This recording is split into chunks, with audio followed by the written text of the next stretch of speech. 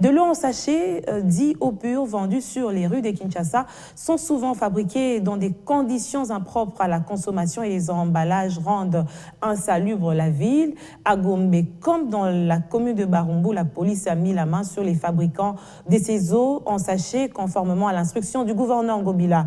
Un aperçu de ces conditions malsaines dans cet élément rendu par Bill Mwamba.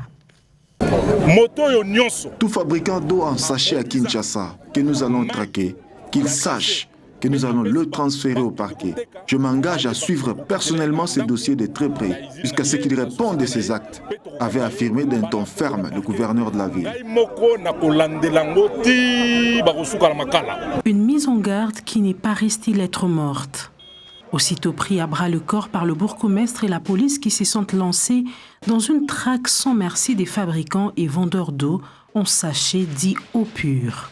Le constat sur place est alarmant. Nous avons surpris ces gens avec leur usine de fabrication d'eau en sachet sur l'avenue Louvois, Karondé dans la commune de Barumbu. Ils ont installé tout un dispositif dans leur salon, le tuyau branché depuis l'extérieur qui ramène de l'eau ici.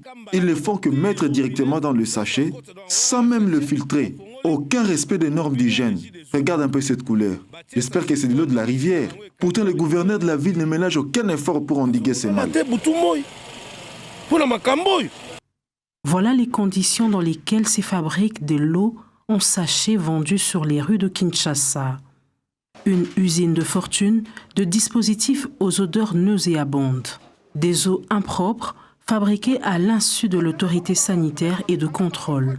Ce qui expose non seulement le consommateur aux nombreuses maladies, mais aussi les responsables de la salubrité. Nous demandons à la population de Barumbu de respecter les instructions données par le gouverneur Gentili Ngobila. Il a prêché le changement de mentalité. Laissons ces pratiques. Ça, c'est de la sorcellerie. Cette décision, prise par Gentili Ngobila, s'avère salvatrice pour protéger la population. Les conséquences du sachet, c'est la salubrité. Nous saluons la décision prise par le gouverneur Ngobila interdisant le sachet car il rend le sol imperméable face aux eaux. Nous avons besoin d'une ville propre. Nous avons besoin que notre ville retrouve sa beauté datant.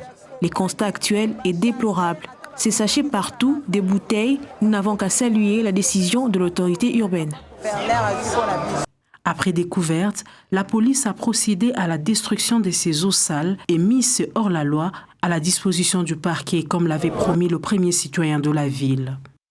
Des mêmes pratiques découvertes à Gombe, commune de Kinshasa, ces opérations qui se déroulent dans toutes les municipalités de la capitale permettront de couper le mal à la source.